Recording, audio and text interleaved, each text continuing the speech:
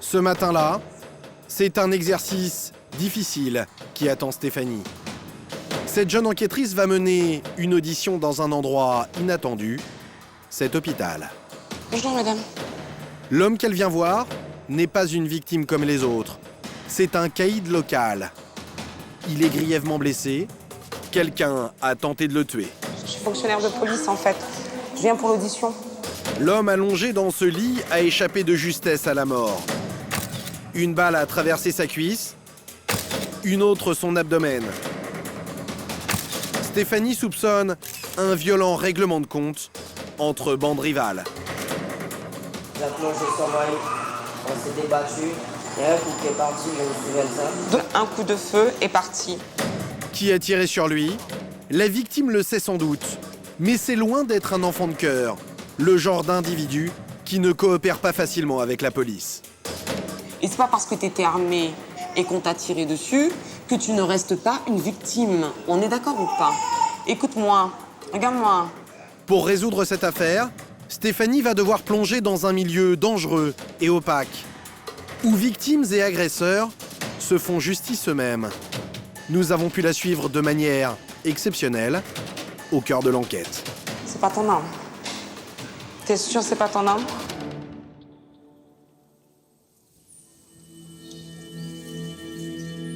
Il y a des départements français où le travail des policiers est particulièrement délicat. Parce que la violence y est extrême et que le moindre délinquant fait usage d'une arme à feu à la moindre occasion. À 9 heures d'avion de Paris, la Guyane et sa préfecture Cayenne. Souvent décrite comme l'une des villes les plus dangereuses de France. À peine 60 000 habitants, mais 110 agressions par arme l'an dernier. Le deuxième taux de criminalité après la Seine-Saint-Denis. Alors, tu fais tout droit et ensuite on prend à droite. Une ville que Stéphanie connaît comme sa poche. Cette jeune femme est officier de police judiciaire du groupe d'atteinte aux personnes. Elle est née ici, à Cayenne. Aucun quartier n'a de secret pour elle, pas même les plus dangereux, aux surnoms évocateurs. Je dirais que le secteur le plus chaud, c'est plus Chicago, donc c'est là.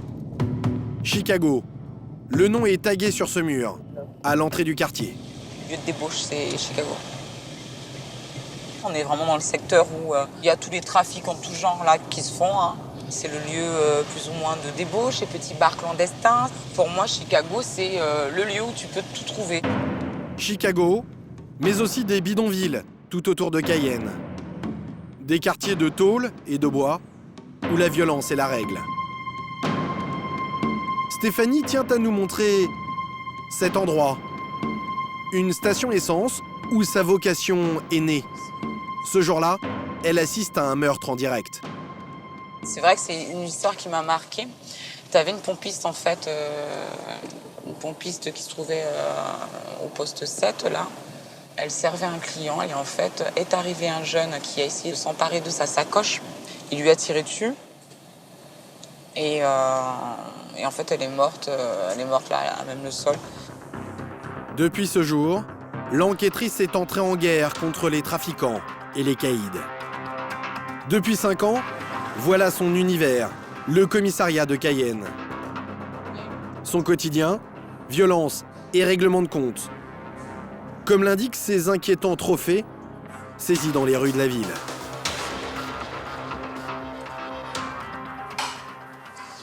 Fusil de chasse. Et donc là, un fusil dont la crosse a été sciée et le canon également, quoi. Des armes trafiquées pour les transporter plus discrètement. Donc ça, c'est un scellé qu'on avait récupéré. Des revolvers, des pistolets, mais aussi des armes artisanales, tout aussi redoutables, bricolées par les plus pauvres pour les bagarres de rue. Et puis après, voilà, quoi. On a les coupe-coupes. Sans oublier l'accessoire local, le coupe-coupe. Ces grandes lames très affûtées qui servent normalement à se frayer un chemin dans la forêt tropicale. La population n'hésite pas à s'en servir pour régler la moindre querelle de voisinage, comme le montrent ces images récupérées par les policiers. Avec ce genre d'accessoires, une simple dispute peut vite tourner au lynchage.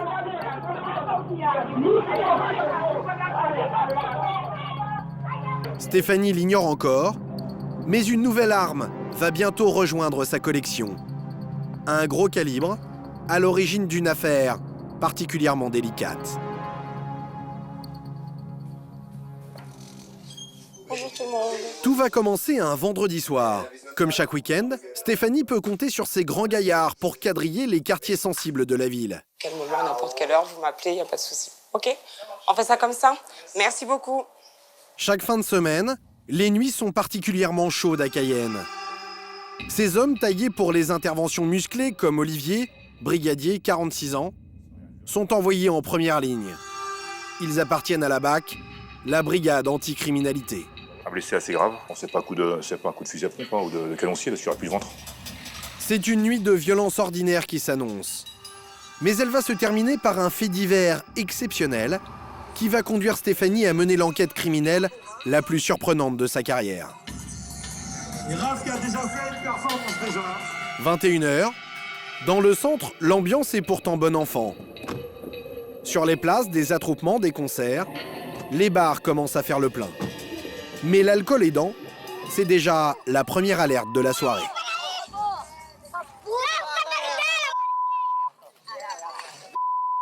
Deux jeunes femmes tentent de s'entretuer à coups de tessons de bouteille. Lâche. C'est bien. À l'origine, une querelle amoureuse. Malgré sa carrure, Olivier a beaucoup de mal à ramener les jeunes femmes à la raison. Arrête.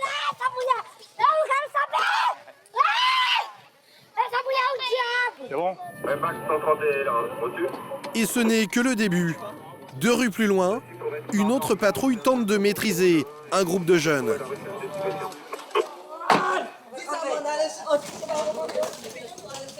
Ils viennent de se débarrasser d'une arme et n'ont pas l'intention de se laisser embarquer. Allez, donne ta main. Donne ta main. Donne ta main, dépêche.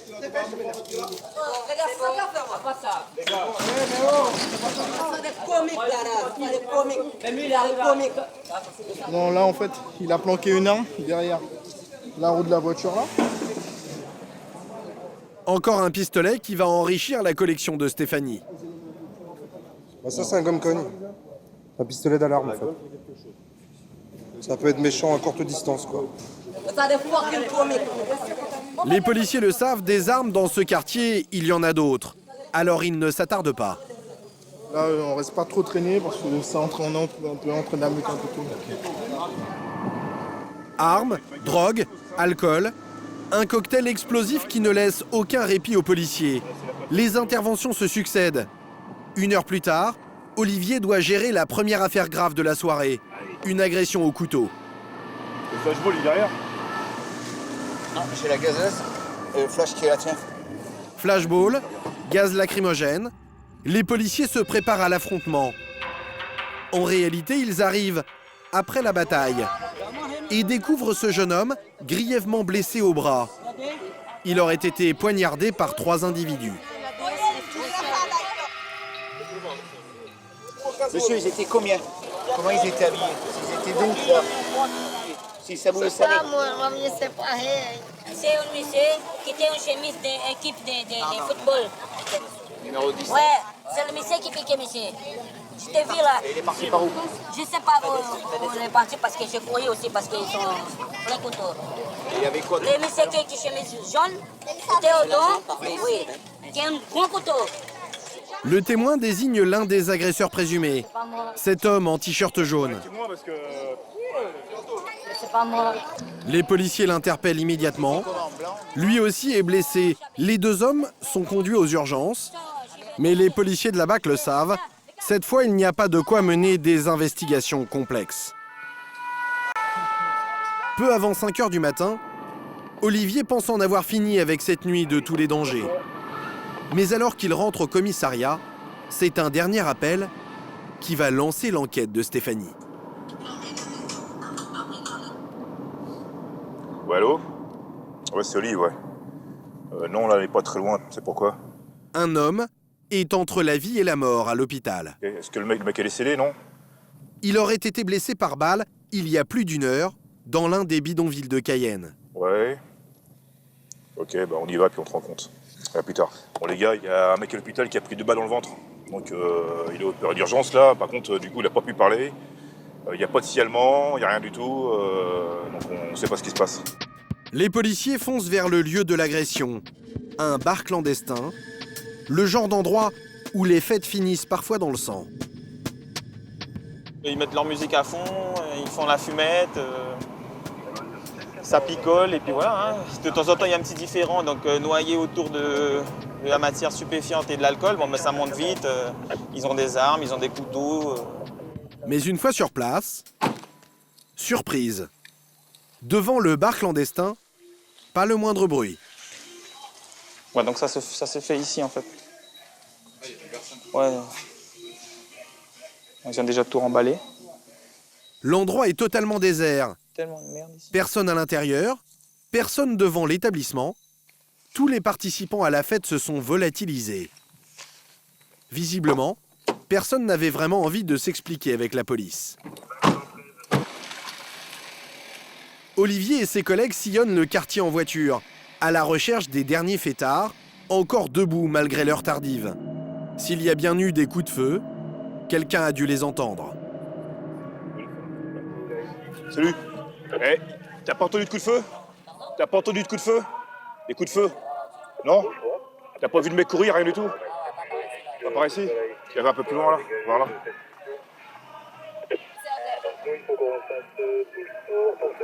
Eh, vous avez pas entendu de coup de feu? Non, t'as pas vu de mec courir? Rien du tout? Ok. Ok, bonsoir. Pendant 1 heure, les policiers ratissent la zone, mais personne ne semble avoir assisté à l'agression.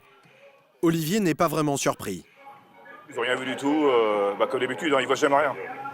Ils n'ont pas vu de mec courir, pas de coup de feu. De toute façon, même s'ils avaient vu, ils ne le verraient pas. Alors.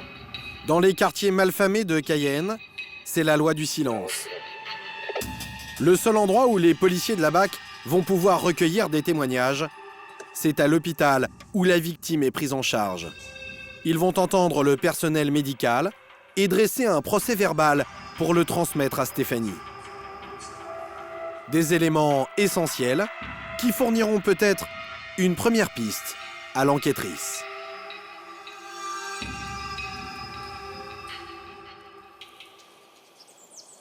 Une tentative de meurtre est passible de 20 ans de prison. Alors, dès le lendemain matin, ce dossier délicat devient la priorité de Stéphanie. Bonjour. À peine arrivé au commissariat, un de ses collègues lui transmet le dossier. Je te remercie. Entre ses mains, le procès-verbal dressé la veille par ses collègues de la BAC. Voilà ce que le personnel médical a raconté aux policiers. Une voiture noire se serait garée devant l'hôpital vers 4 heures du matin. Les occupants auraient signalé la présence à l'arrière d'un homme blessé par balle. Une jeune femme l'accompagnant, sa petite amie, aurait donné son nom et son adresse, mais sur les circonstances des blessures, elle serait restée évasive. Elle confirme seulement le lieu de l'agression, le petit bar clandestin. Pas d'autres informations. La voiture aurait quitté les lieux si rapidement que les brancardiers n'ont pas eu le temps de relever le numéro de la plaque. 2 identités pour lancer cette enquête, celle d'un homme, la victime, et celle d'une femme, sa petite amie. Mais pas seulement. Les balles, effectivement, elles sont là. Les infirmiers ont aussi remis aux policiers 2 balles. Elles ont été récupérées, voilà. Elles m'ont été amenées. Ils ne les ont pas trouvées dans le corps de la victime, mais cette fois dans la poche de son pantalon. Il s'agit de celle-ci. Une victime probablement armée. Stéphanie soupçonne aussitôt un règlement de compte. Ça doit être un conflit d'intérêts quelconque, quoi. Je sais pas exactement ce qu'il en est. Alors elle commence par vérifier dans les archives de la police si les noms de la victime et de sa petite amie sont déjà connus. Aussi, vérifier qu'il n'est pas recherché par nos services ou éventuellement les services de gendarmerie. Pour le savoir, elle consulte le stick le fichier qui recense toutes les personnes mises en cause par le passé. Rien sur la femme. Sur l'homme, en revanche. Donc voilà, elle est connue pour port d'armes illégales, violence volontaire, recel, en fait, toute une panoplie d'infractions. C'est pas du tout à entendre. Un caïd qui a fait de nombreux séjours en garde à vue et dont Stéphanie retrouve également la photo. L'homme est grièvement blessé, mais l'enquêtrice a besoin de l'entendre d'urgence.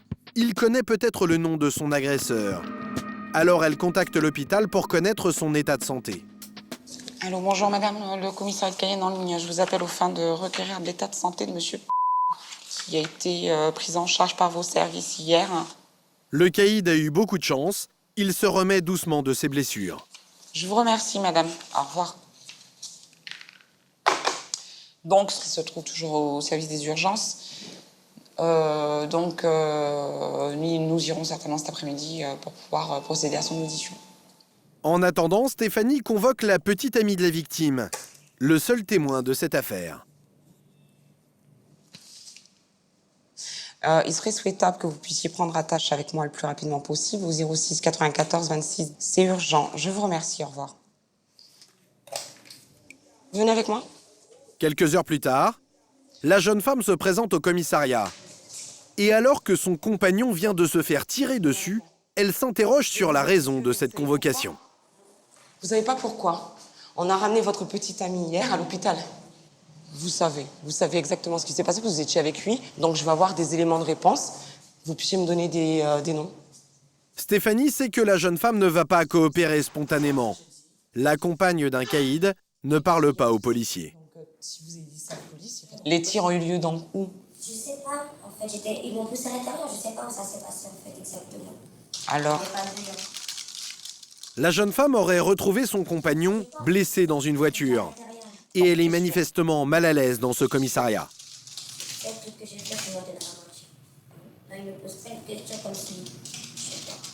Est-ce que je t'ai dit quelque chose? Tu me dis on te pose plein de questions. T'étais là? Donc il faut bien avoir des informations, on a tiré sur lui. Il faut bien enquêter, on est d'accord ou pas? Mais tu me dis comme si quoi? Est-ce que je t'ai dit que t'avais tiré sur lui? Est-ce que je t'ai dit que t'avais tiré sur lui? Est-ce qu'on t'accuse là? On t'accuse là quelque part de quoi? On t'accuse? Tu es témoin. Stéphanie veut savoir si le caïd lui a confié le nom de son agresseur. Mais du bout des lèvres, cette jeune femme de 20 ans, mère d'un enfant, explique son terrible quotidien. Tu n'étais peut-être pas avec lui, mais tu sais ce que a pu te raconter. Madame, je ne peux pas parler avec lui. Il faut que je reste ma bouche fermée. Il ne faut pas que... Vous comprenez, madame? Donc après, c'est quand il décide à me parler, il me parle, madame. Rien vu, rien entendu, et surtout, pas le droit de parler. Pour Stéphanie, l'enquête s'annonce compliquée. Allez, on y va. Les policiers le savent, dans ce genre d'affaires, les premières heures sont cruciales pour recueillir des témoignages précis et fiables. Et le plus important de ces témoignages, c'est souvent celui de la victime elle-même. Mais lorsque cette victime est un caïd, le faire parler est souvent mission impossible.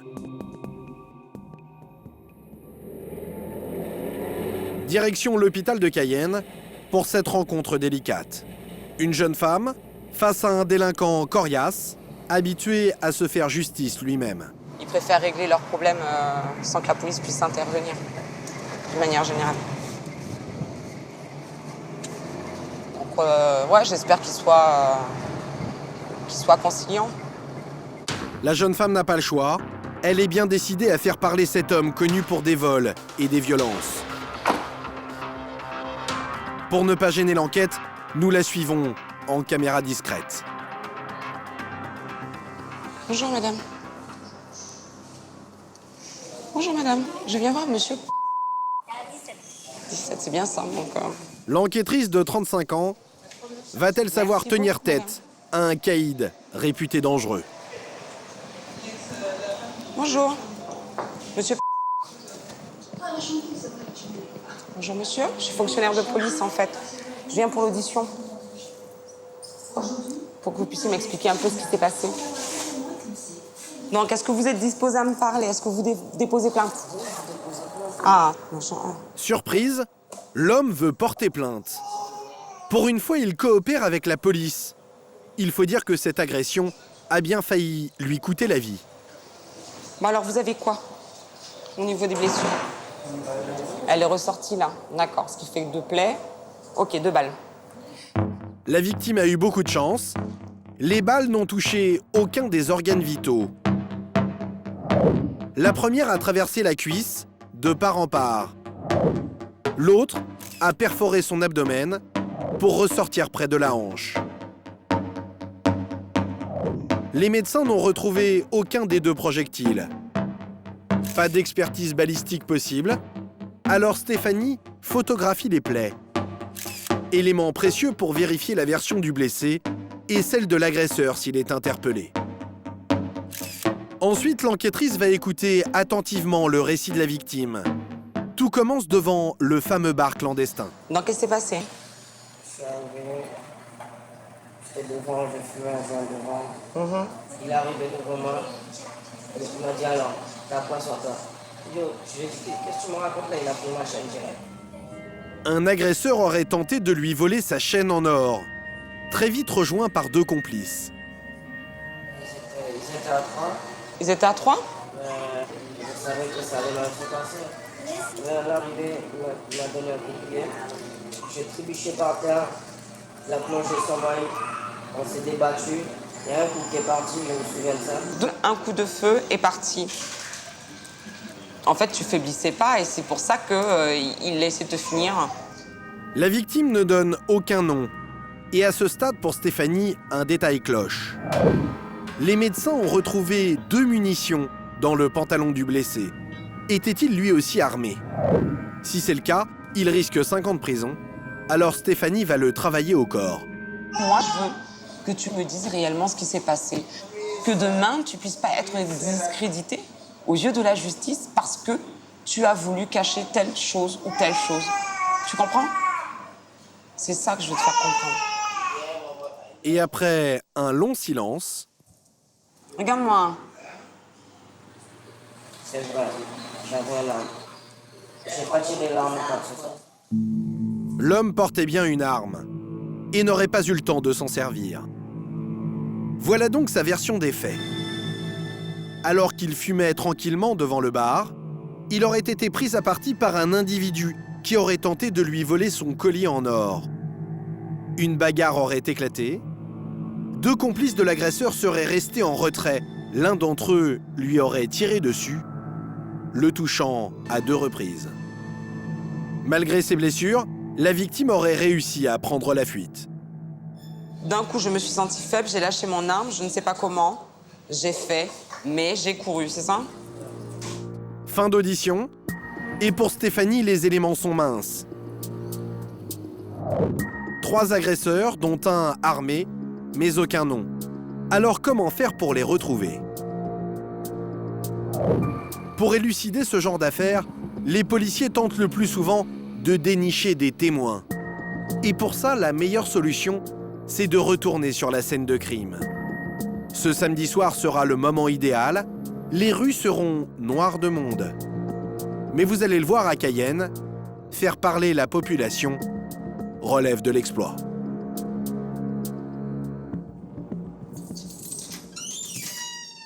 « 19h, Stéphanie fait des heures sup pour les besoins de l'enquête. Et elle prend ses précautions avant de se rendre au bar clandestin, théâtre de l'agression. Direction l'un des bidonvilles de Cayenne, escortée par 2 collègues. C'est où, c'est là? Et sur place, l'enquêtrice va avoir une bonne surprise. Beaucoup de monde dans les rues. Là où il y a tout le monde. C'est merveilleux. Autant de témoins potentiels. Le sound system a eu lieu là, comme ça, là. Les policiers commencent par rechercher le bar clandestin où a eu lieu la fête qu'on appelle ici un sound system. Stéphanie l'ignore encore, mais le bar qu'elle recherche est juste derrière elle. Bonsoir, monsieur. Où a eu lieu le sound system hier soir? Tu connais pas? Tu sais pas où est-ce que le sound system a eu lieu hier? Dans les quartiers chauds, on apprécie peu l'intrusion des policiers. Dis-moi, viens... Non, ne pars pas, ne pars pas, ne pars pas, ne pars pas, viens me voir. Non, viens me voir, ne pars pas. Il y a eu un sound system hier soir. Où ça? C'était où? Alors pour tenter de créer un lien, Stéphanie va s'exprimer en créole, la langue locale. Non, mais il a dit moi pas là. Donc, il a dit moi pas là. Quel côté? À qui couloir alors? Mais côté de la musique, côté de la musique. jamais venu là. T'as pas jamais venu là. Là, tu viens là d'une seule coup. Tu sais pas. Ouais. Bonsoir. Le sound system a bien eu lieu ici. Il a eu lieu quelque part ici. Non. Eux non plus ne savent rien. Et pourtant, ils habitent juste à côté du fameux bar clandestin.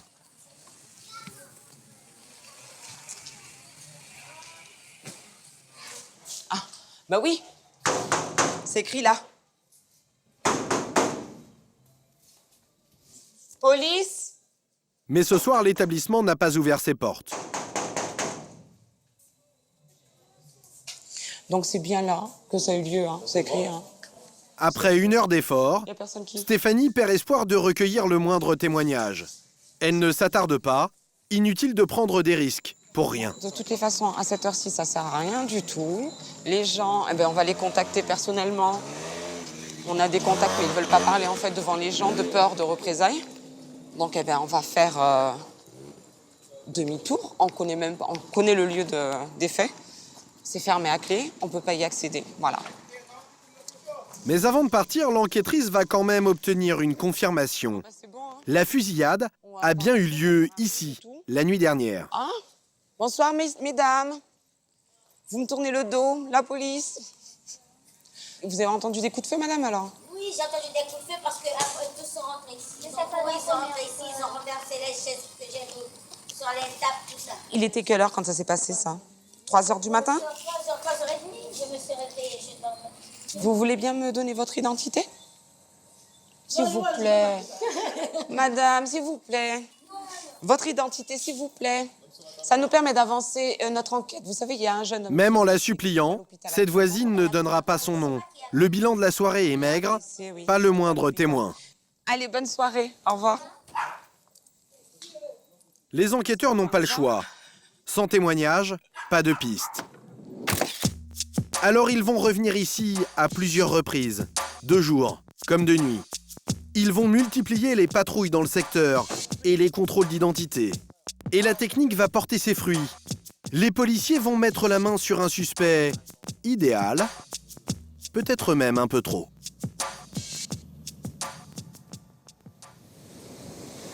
Ce matin-là, l'homme qui est tombé dans les filets de la police arrive au commissariat, menottes au poignet. Il est dans une situation délicate. Les policiers l'ont interpellé aux abords du bar clandestin et ils ont retrouvé sur lui une arme à feu. Ouais. Donc l'armée est là. Cette arme, Stéphanie vient de la récupérer. Elle pourrait avoir servi dans cette tentative de meurtre, car un détail trouble les enquêteurs. Le nombre de munitions. Sur cette arme, on a retrouvé 4 cartouches. 4 cartouches. Le barillet peut en contenir 6.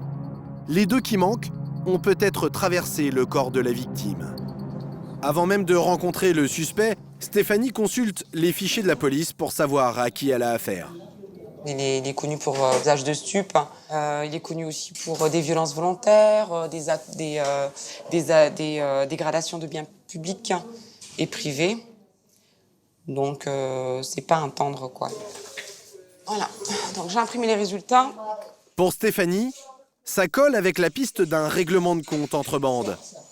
Alors, dès sa première rencontre avec l'individu, là, je vais te prendre en audition. Elle va le mettre en garde. Tu me dises exactement il s'explique, ou bien il n'est pas prêt de rentrer chez lui. Entendu. Plus tu te tais, et moins c'est bon pour toi. On est d'accord parce qu'on te retrouve avec l'arme qui a certainement été utilisée pour tirer sur le gars qui se trouve actuellement à l'hôpital. On est d'accord ou pas? La menace va-t-elle impressionner ce suspect au passé judiciaire bien chargé? Est-ce que tu as quelque chose à me dire? Qu'est-ce qui s'est passé?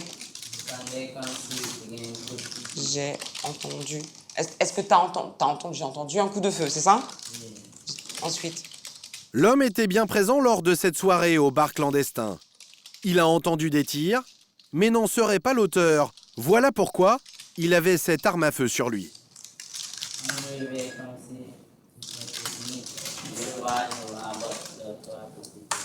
Donc près d'une voiture, j'ai retrouvé l'arme cachée derrière un pneu en fait. T'as fait quoi? Pourquoi tu as récupéré l'arme? Pour la vendre et avoir un peu d'argent, c'est ça? Le suspect aurait trouvé ce revolver chargé dans la rue.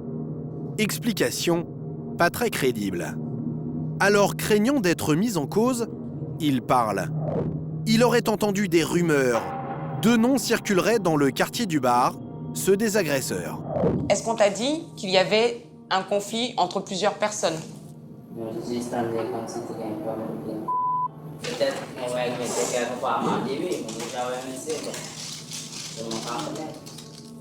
Est-ce qu'on t'a parlé que de... Est-ce qu'il y avait d'autres personnes impliquées? 2 noms. À Cayenne, où le moindre témoignage vaut de l'or, l'information est précieuse. Mais le suspect essaie peut-être de se sortir d'une mauvaise passe en accusant n'importe qui au hasard. Alors pas question de le relâcher pour l'instant. Stéphanie veut d'abord montrer sa photo à la victime. Parce que là, ça sera plus clair. Regarde-moi. Le blessé identifiera peut-être l'un de ses agresseurs. Donc là, c'est bon. J'ai les photos. Je vais à l'hôpital. Je vais montrer ta photo, d'accord? Pour savoir si c'est toi qui as tiré, ok? Je te dis à tout à l'heure, alors.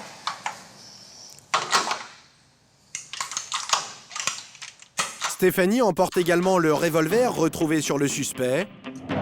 La victime reconnaîtra peut-être l'arme qui a failli lui ôter la vie.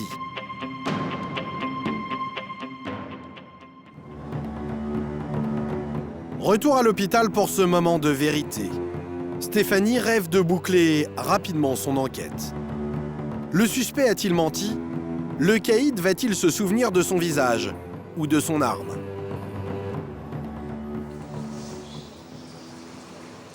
Donc, je vous présente une photographie récente du nommé. Se pourrait-il qu'il s'agisse de votre agresseur?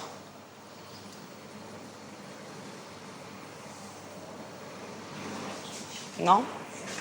Raté. La victime est formelle. L'homme n'est pas l'un de ses agresseurs.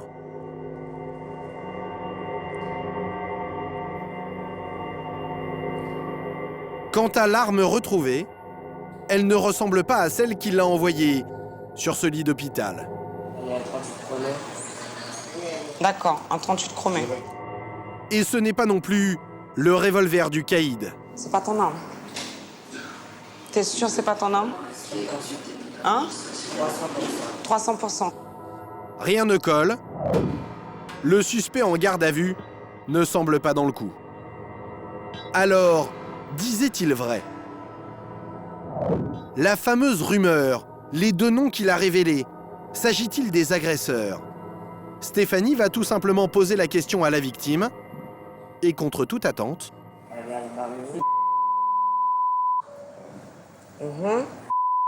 C'est ça que j'avais comme information en fait. Mais j'avais peur qu'il parle pas. Mais pourquoi? Parce que t'aurais pu régler ton problème aussi. Je veux dire, de manière générale, vous faites ça comme ça. On est d'accord ou pas? C'est pour ça que là... Comme ça, ouais, il n'y a pas de problème. Ces agresseurs sont en fait de vieilles connaissances. Le règlement de compte entre bandes se confirme. Et s'ils livrent leur nom, c'est parce qu'ils se sentent en danger. Je les connais, je les vois tous les jours. J'ai fait de la poule avec... J'ai fait de la poule avec... D'accord. Quand vous allez les interroger, les arrêter, ne leur dis pas que je suis à l'hôpital. Ah non, non, pourquoi? Non, ça peut créer des problèmes aussi. Non. Le caïd est désormais bavard. Il désigne l'agresseur avec qui il s'est battu et celui qui lui a tiré dessus. Il n'a aucun souvenir, en revanche, du 3e complice. Tu serais en mesure de le reconnaître ou pas? Le 3e individu? Avec des innocents à côté, Je suis d'accord avec toi. Cette fois, pour Stéphanie, tout s'accélère. Il faut interpeller les 2 suspects au plus vite. Il pourrait s'en prendre à nouveau à la victime. En effet, de retour au commissariat, elle va s'apercevoir qu'eux aussi sont des durs à cuire. On va les passer au fichier pour connaître leurs antécédents. Dans les fichiers de la police, elle retrouve rapidement la trace du tireur présumé. Connu des services de police pour des faits de violence, hein. Des violences volontaires, port d'armes illégales. Une liste longue comme le bras. Mais ce n'est rien à côté du 2e suspect, celui qui se serait battu avec la victime. Donc là, il sort de prison, donc ça doit faire 2 ou 3 mois qu'il est sorti de prison. Et sa dernière procédure était une affaire d'homicide. L'un des suspects est déjà soupçonné dans une autre affaire de meurtre. Stéphanie retrouve la photo des 2 hommes. Devant la justice, il risque gros et pourrait donc être tenté de quitter la ville et même le pays. Alors dans ce genre de cas en Guyane, les policiers font appel aux gendarmes. Je vais certainement partir sur une ouverture d'information dans le cadre d'une tentative d'homicide. Et en fait, j'ai 2 identifications d'individus qui pourraient éventuellement passer le poste de Bélisan si demain ils savaient qu'ils étaient recherchés. Si les suspects de Stéphanie tentent de s'enfuir par la route, ils passeront forcément par l'un de ces 2 barrages, en amont et en aval de Cayenne. 2 checkpoints uniques en France, installés par les gendarmes sur la principale route du département. Vous avez un document d'identité, s'il vous plaît? Vous arrivez d'où? Ces lieux sont stratégiques, comme ici, juste après le seul pont qui traverse ce fleuve. Un passage obligé où les contrôles d'identité sont systématiques. Le but, lutter contre l'immigration clandestine et les trafics en tout genre. Sur place, les gendarmes viennent de recevoir les photos des 2 suspects. Je vous remets 2 fiches qu'on a reçues des services de police de Cayenne. Ces 2 individus sont recherchés dans le cadre d'une procédure d'homicide, actuellement diligentée en flagrant délit. Mission, les interpeller, et on appelle la police. On rencontre à la compagnie, on appelle la police à l'issue pour qu'ils viennent les récupérer. Madame, bonsoir. Je vais vous demander votre pièce d'identité, s'il vous plaît. À ces barrages, les contrôles ont lieu 24 heures sur 24. Difficile pour des fugitifs d'espérer passer par là. Les gendarmes vont donc rester en alerte, mais pour Stéphanie, rien n'indique que les 2 suspects ont déjà quitté Cayenne.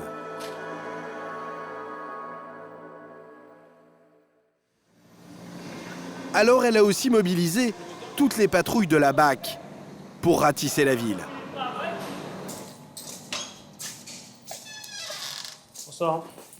Et même pour ces policiers de choc, la mission comporte des risques. Ah ouais, on la connaît, t'inquiète. Je les ai déjà interpellés pour autre chose. Je regarde celui-là, dernier fait, outrage, déposition, ouais, enfin, c'est justement l'outrage à dépositaire de l'autorité publique. C'est lui qui s'était battu avec un collègue de la BAC, là. Les suspects n'ont pas peur de s'en prendre à la police. Bordel. Bon, go. Mais les hommes de la BAC ont un avantage. À force de les interpeller, ils savent où les chercher. C'est bien reçu, 0+2. Je sais que lui, il a l'habitude de traîner à la crique avec son pote, là. C'est leur zone, donc on va patrouiller par là pour voir. La Crique, l'un des quartiers chauds de Cayenne. Toute la nuit, les équipes de la BAC vont arpenter ces ruelles sombres, en s'arrêtant devant chaque groupe, chaque passant, ressemblant aux suspects. Mais s'ils se savent rechercher, les 2 hommes sont sans doute déjà loin. À moins que...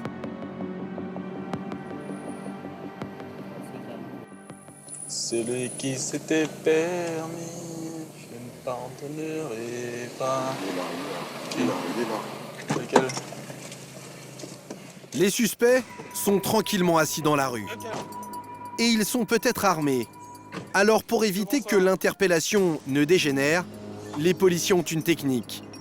Faire croire à un simple contrôle d'identité. Et ça marche. Le tireur présumé ne se doute de rien et se laisse fouiller sans résistance. Le 2e individu, en revanche, tente de s'éclipser. L'air de rien. C'est quoi ton nom?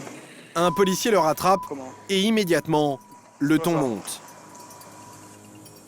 Non, là, dans la poche. Attends. Restez tranquille. Restez tranquille. Tourne todo. Non, elle est là. Tourne. Une fois menottés, les suspects apprennent qu'ils vont être conduits au commissariat. Et ils clament leur innocence. Venez. On vous a mis en cause. On t'a invité au fond histoire, toi. Tu peux expliquer tout comment, moi? Moi, si ça tranquille, moi, une sortie, on fait une affaire, toi, différent, ben, tu vas mettre mon toi. Qui bête? Regardez comment on a racheté n'importe comment. C'est fait 10 mois pour nous contrôler la toi, vous mettez une route bête comme ça. Obligé, c'est la vérité, mon parent menti. Moi, tout ça va passer. Vous êtes au courant, c'est pas au courant, vous Assise-toi pas, on peut régler ça après. Jean-Gilles, arrêtez de faire des Tiens-le. T'as demandé un équipage pour le transport? T'as demandé? C'est bon. Monte avec lui. On est en train de mettre le motif de l'interpellation. Au poste, je vous ai dit. Stéphanie a maintenant 48 heures, la durée de la garde à vue, pour faire la lumière sur leur implication dans cette tentative de meurtre. Et sa seule chance, c'est de les faire avouer. Contre eux, il n'y a pas l'ombre d'une preuve. Ils sont seulement mis en cause par la victime, insuffisant pour les envoyer devant une cour d'assises. Il y a eu des déclarations qui ont été faites par des témoins, par la victime. On est d'accord? Donc, il y a des noms qui sont sortis, donc ils vont vérifier. C'est comme dans toutes les enquêtes. Si vous êtes pas... Ah oui, ça ce soir, c'est obligatoire. C'est juste ça. Par contre, ils doivent être séparés pour qu'il n'y ait pas de discussion. Dans ce genre de dossier, les policiers le savent, lorsque les interpellations ont lieu plusieurs jours après les faits, les suspects ont eu le temps de s'accorder sur une version commune. Voilà pourquoi ils les séparent et les cuisinent chacun de leur côté, en guettant la moindre incohérence dans leur récit qui pourrait les confondre.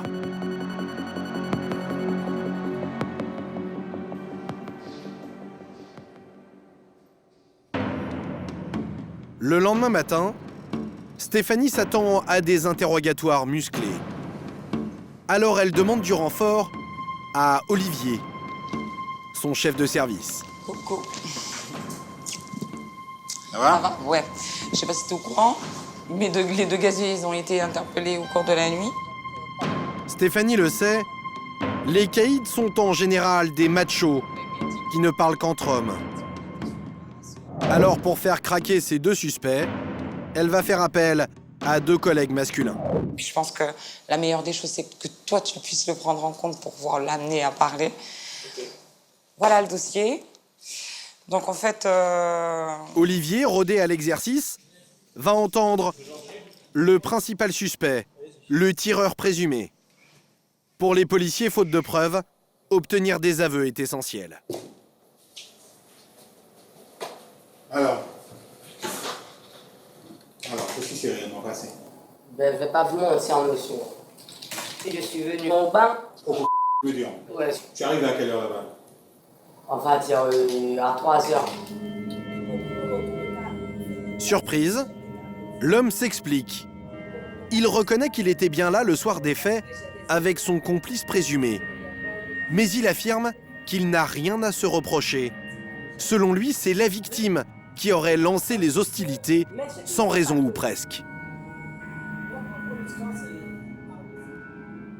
Il arrive à l'arrière et il me pousse en me disant tout c'est pourquoi la première. Ouais, il m'a dit un problème tollé. Il a fait comme si il partait comme ça encore. Demandez. Et puis de là, il a fait ça, il a fait ce geste-là. Il a lâché un coup. Blam! Sur mon honneur, monsieur. Il a tiré un coup. Tiré un coup où? Au niveau de ma tête. La victime aurait ouvert le feu sur les deux suspects. Le complice présumé du jeune homme se serait alors jeté sur lui. C'est arrivé de l'arme après avoir tiré. Il a commencé à tirer par terre et des coups de feu pétaient par terre. Il s'est débattu? Ouais, il s'est débattu.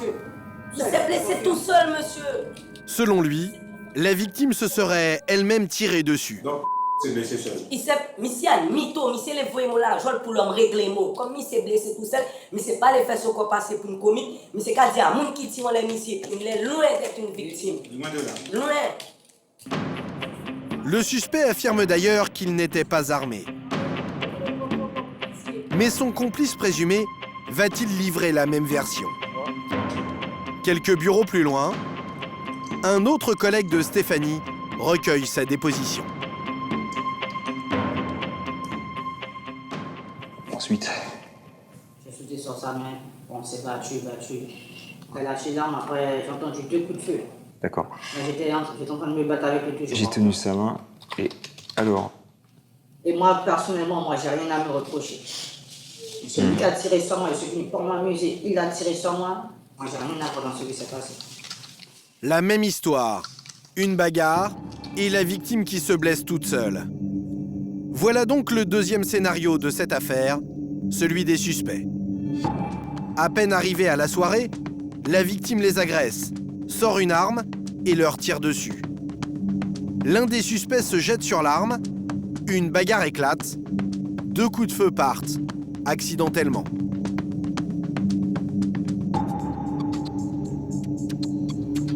Les policiers sont perplexes.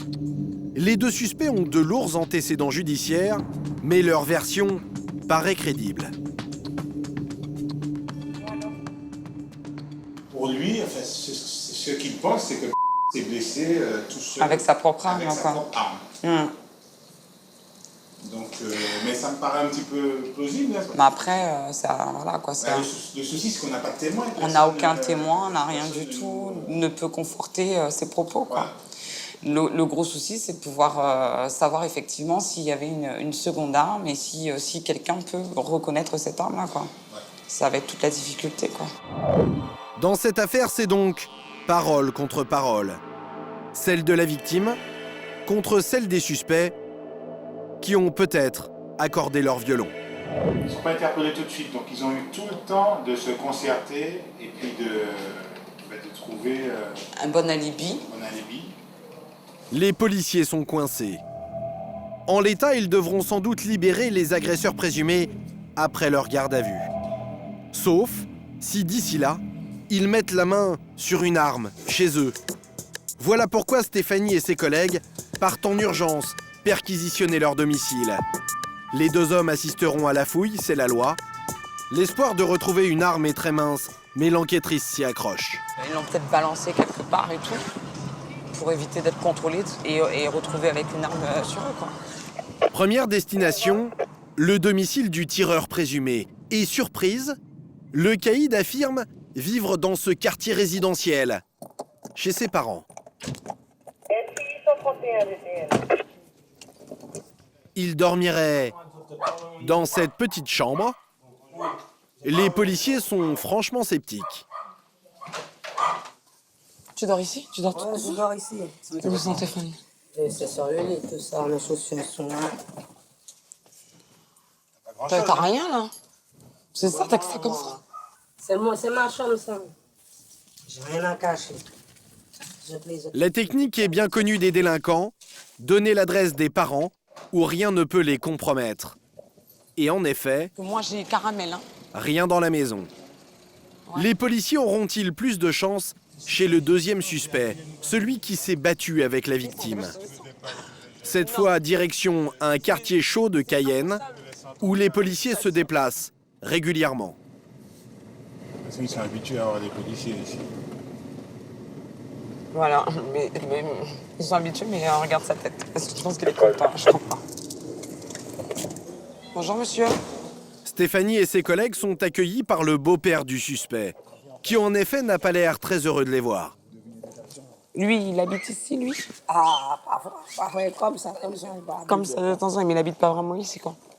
Ah, je ne sais pas, mais c'est pas là, viens là-bas. Je sais pas par ici. Là encore, l'adresse du jeune homme n'est pas très claire.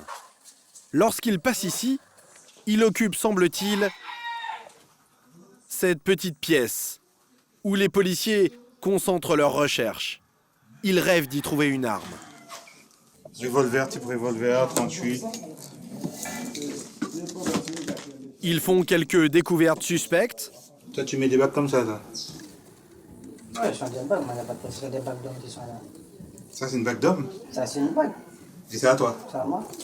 Des bijoux d'origine douteuse. Un téléphone peut être volé, dont la mémoire a été effacée. Des messages. Ouais, bah oui, je sais, mais il n'y a rien. Il n'y a rien dans ce portable. C'est à toi, ça?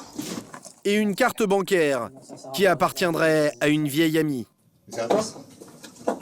Pourquoi tu l'as? Parce que je venais, parce qu'ils m'ont laissé dans la main. Qui? Mais la fille que j'étais auparavant, ça remonte à longtemps. Mais là non plus, aucune arme à feu. Pour résoudre son affaire de tentative de meurtre, Stéphanie n'est guère plus avancée. Non, mais de toute façon, lui, c'est un dealer. C'est un dealer, c'est un voleur. Des suspects louches, mais pas de preuves. Et les gardes à vue touchent à leur fin dans quelques heures. Mais les policiers vont demander au procureur de les prolonger d'une journée. Je fais des demandes de prolongation de garde à vue. Car ils ont une petite idée en tête. Dans son récit, la victime a toujours évoqué 3 agresseurs. L'un avec qui elle s'est battue et 2 autres, dont le tireur, qui se tenait en retrait. Mais les 2 suspects en garde à vue, eux, n'ont jamais parlé de ce 3e homme. Alors les policiers se demandent s'il ne s'agirait pas d'un témoin, un individu qui n'aurait rien à voir avec cette affaire et qui aurait tout vu. On n'a toujours pas encore identifié ce témoin important. Donc ça se fera peut-être par la suite en fait. Retrouver ce témoin clé devient la dernière chance d'y voir clair dans cette tentative de meurtre. Une chance très maigre. S'il avait eu envie d'aider la police, il se serait sans doute déjà manifesté. Mais dans ces affaires graves, passibles de 20 ans de prison, les policiers explorent la moindre piste. Et leur ténacité va finir par payer.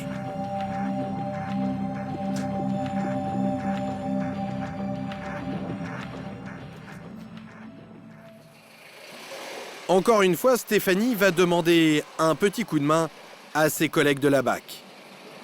Leur mission ? Patrouiller régulièrement dans le quartier de l'agression, autour du petit bar clandestin. Et rester en alerte, à l'affût de la moindre information qui pourrait les mettre sur la piste de ce témoin capital. C'est l'opération de la dernière chance. Les personnes avec qui on a les meilleurs contacts, tu vois, bon, il y a toujours des personnes avec qui ça passe un peu plus qu'avec d'autres. Ce soir, Marcelo pilote l'un des équipages de la BAC et il veut croire en sa bonne étoile. Car malgré la loi du silence, il sait comment s'y prendre pour que les langues se délient. Les mecs, ils vont pas vouloir parler s'il y a trop de monde, mais par contre, tu récupères leur numéro de téléphone, tu les appelles et puis comme ça, ils te parlent via téléphone. Ils font, si tu veux, il y a une loi du silence où voilà, il faut la respecter. Marcelo est loin d'imaginer que pour une fois à Cayenne, il va tomber sur un homme très bavard. Nous suivons l'opération en caméra nocturne pour ne pas gêner l'enquête. Ils sont là-bas, mais c'était ici en fait. C'est ici, c'est ça? Quand ils font leur petite sauterie là, c'est blindé de voitures. Hein. Arrivés dans le quartier de la tentative de meurtre, les hommes de la BAC se garent et rejoignent à pied le fameux bar clandestin. En arpentant les rues, ils espèrent repérer le moindre habitant qui aurait envie de se confier.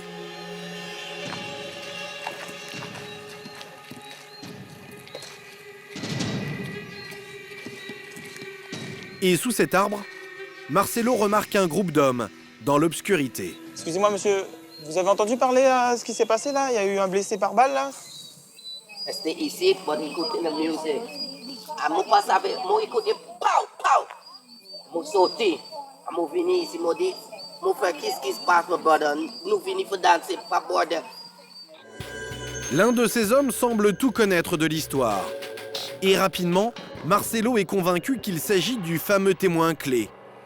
Il donne des détails que personne d'autre ne peut connaître. Parce qu'il n'y a personne d'autre. Non, tout mon courir. Alors ce témoin de dernière minute est conduit en urgence au commissariat. Il faut enregistrer au plus vite sa déposition avant la fin des gardes à vue. On arrive dans pas longtemps là. L'homme providentiel est sans doute le seul à pouvoir faire éclater la vérité entre les deux versions qui s'opposent. Celle de la victime et celle des deux suspects.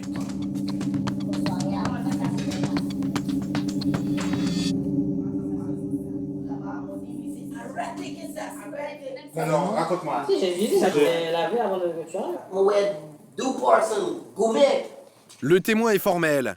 Il aurait assisté à une bagarre entre deux individus et un troisième homme se serait approché et aurait ouvert le feu. Après, mais c'est courir devant la voiture. Ouais, mon advance un petit peu. Moi, un monde. Kagouma. Moi, tombé. Goumé. Mais c'est.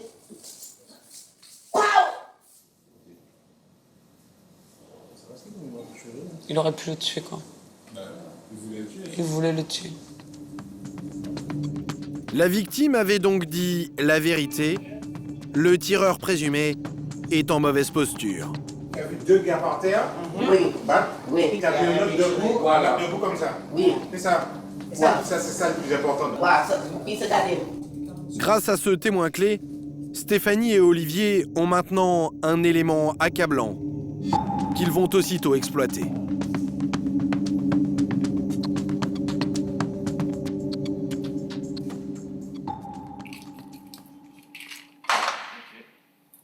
Olivier va d'abord tenter de faire craquer le suspect le moins impliqué dans cette tentative de meurtre. Celui qui s'est battu avec la victime.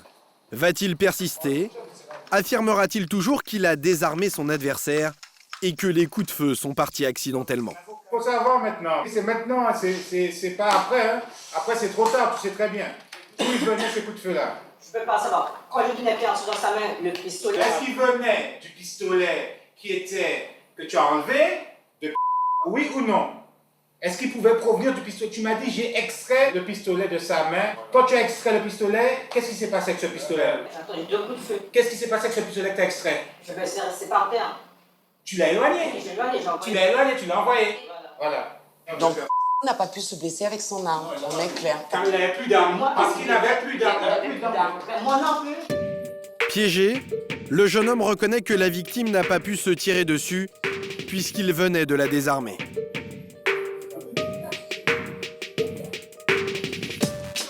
Reste donc maintenant à faire craquer le principal suspect. Celui que tous les témoignages semblent accabler. Un témoin nous a déclaré que il était effectivement en train de se bagarrer avec le sol, pendant qu'un autre individu a tiré à 3 ou 4 reprises dans leur direction. Comment tu l'expliques? Comment j'explique que j'ai pas touché si c'est pour toucher seulement? Le témoin dit qu'il n'y avait que vous. Ne m'ont pas tiré, monsieur Olivier. Faut que tu vraiment pas m'occuper de ça. Peut-être. Si mon tiré, monsieur, mort. Je n'étais pas là, je ne suis pas Dieu, je ne suis pas devin, je ne peux pas te dire, je ne peux pas t'affirmer à 100% que c'est toi. Mais en l'état actuel des choses, au vu de mon enquête, tu es mal en point. Tu es mal en point. Je te demande ça. Si mon déjà tiré de monsieur, mon pas sorti que personne ça soir. Depuis tout la porte d'entrée, moi te répéter monsieur vient menacer moi puis monsieur vient. Depuis tout la porte d'entrée, arrêtez de mettre mes mots pour que. Allez, on y va. Furieux, le principal suspect conteste jusqu'au bout.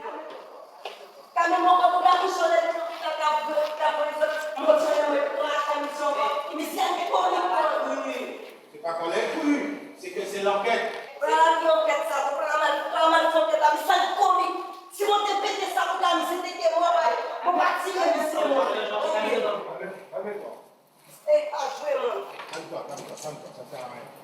Et c'est la porte de sa cellule qui va faire les frais de sa colère.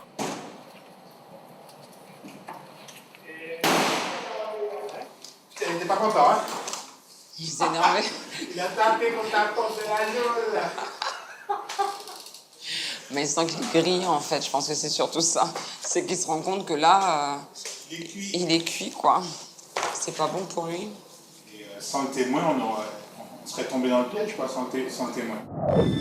Pour tentative de meurtre, le tireur présumé encourt 20 ans de prison et un procès devant une cour d'assises, tout comme son complice présumé. Ils seront immédiatement incarcérés en attendant leur procès. Mais les policiers le savent, en Guyane, les prisons sont surpeuplées. Et la justice devra sans doute en tenir compte.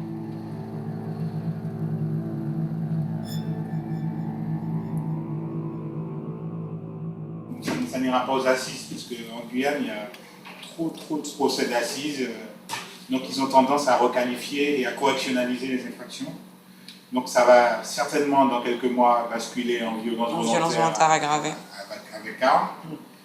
Et la tentative d'homicide, ils vont l'abandonner. Les gars, ils sont connus, certainement de la récidive. Donc moi, je pense que 4-5 ans. Des remises de peine et tout ce qui s'ensuit. Stéphanie en est convaincue, elle risque fort de croiser à nouveau ces deux hommes très bientôt.